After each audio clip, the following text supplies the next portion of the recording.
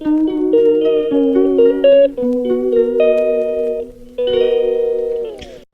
my YouTube viewers, welcome back to our channel. So you all are watching Piali Mehir vlogs and we are from Guwahati, Assam. Last vlogটা আমি এখান অবধি ছেড়ে চলে গেছিলাম আর বলেছিলাম যে আমরা যাচ্ছি হলো লখরাতে। রাসমেলা শুরু হয়েছিল 14 তারিখ থেকে আর আজকে হচ্ছে 24 তারিখ। আজকে হলো শেষ দিন আর এমনি হলো দিনটা ভালোই পড়ে গেছে কারণ আজকে হচ্ছে রবিবার। 2 বছর আগে আমরা গেছিলাম পলাশবাড়ি রাসমেলাতে আর এবার গেছি হলো লখরা রাস মহোৎসবে। লালগণেশ হয়ে বর্ষাপাড়া স্টেডিয়াম দিয়ে আমাদের লখরা চারালিতে পৌঁছতে মাত্র 10 মিনিটের মতো লেগেছিল। ফ্লাইওভারের নিচে পার্কিং জোনে বাইকটাকে পার্ক করে নিয়েছিলাম। খুব কষ্টে ঠেলে ঠুলে বাইকটাকে পার করতে হয়েছিল কারণ ওই জায়গাটাতে না স্লোপিং ছিল না, একটু উঁচু ছিল। চারিপাশটা ভীষণ সুন্দরভাবে আলোক রোশনায় সেজে উঠেছিল আর আমি আমার ছোট্ট মাথাটি নিয়ে প্রবেশ গেট দিয়ে ঢুকে পড়ি। একেতে আজকে লাস্ট দিন ছিল আর যেহেতু ছুটির দিন রবিবার পড়ে গেছিল তাই প্রচণ্ড ভিড় হয়েছিল। এখন ঘড়ির কাঁটায় বাজছিল ওই 7:30টার মতো আর এই জায়গাটায় কালচারাল অনুষ্ঠান হবে দেখে সাজানো হয়েছিল, এখনো শুরু হয়নি অনুষ্ঠান। এই জায়গাটা হচ্ছে ফটো সেকশনের জন্য করা হয়েছিল, তো এখানে দাঁড়িয়ে অনেকে সবাই ফটো ক্লিক করছিল। চলো এবার তোমাদেরকে ভিতরের দিকটা একের পর এক লাইন দিয়ে দেখানো শুরু করি।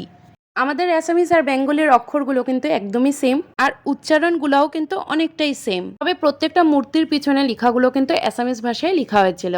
উনারা হচ্ছে আসামের বিখ্যাত ব্যক্তিত্বরা ডক্টর ভূপেন হাজরিকা, নৃপেন গোস্বামী আরও অনেকজনকে শ্রদ্ধাঞ্জলি দেওয়া হয়েছে।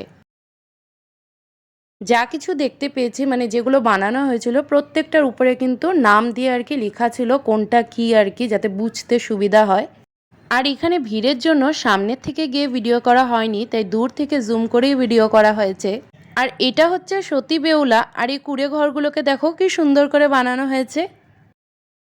নানা রকম মূর্তি বানিয়ে কৃষ্ণ লীলা দেখানো হয়েছিল। আর এই যে দেখো হা হা হা হা পুতনা রাক্ষসী থেকে বেশি তো আমারই রাক্ষসী ভয়েসটা শুনেই মনে সবাই ভয় পেয়ে যাবে।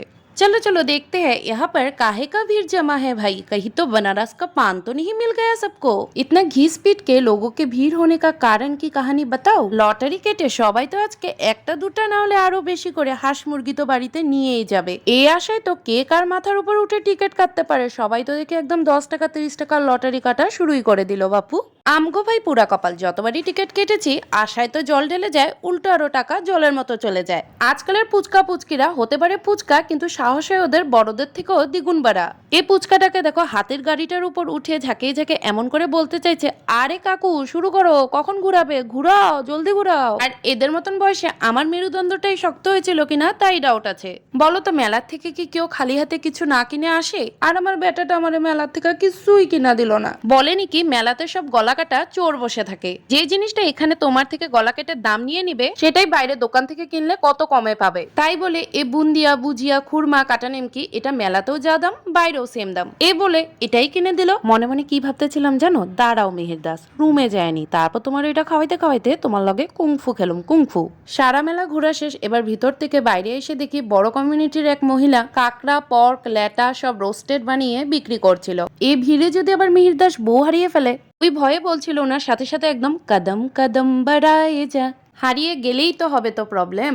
এক গরম চায় কি প্যালি হো, এই গানটাতেও আমার নাম বসা। চা পান করিয়া রুমের দিকে রওনা হলাম। আচ্ছা আচ্ছা আভি মুঝে ইয়াদ আয়া লাস্ট ব্লগে আমি বলেছিলাম আমি মিহির আর মিহিরের জিএফ বের হচ্ছি, এটাও বলেছিলাম জিএফটাকে নেক্সট ব্লগে বলবো, কিন্তু দেখি ওইটা তোমরা গেস করে কমেন্ট বক্সে বলতে পারো নাকি। ভিডিও আগার থোড়া সা ভি আচ্ছা লাগে তো লাইক করনা মত ভুলনা। দেখা হচ্ছে পরবর্তী নতুন আরো একটি ব্লগের সাথে। সবাই ভালো থেকো, সুস্থ থেকো, টাটা, গুড নাইট।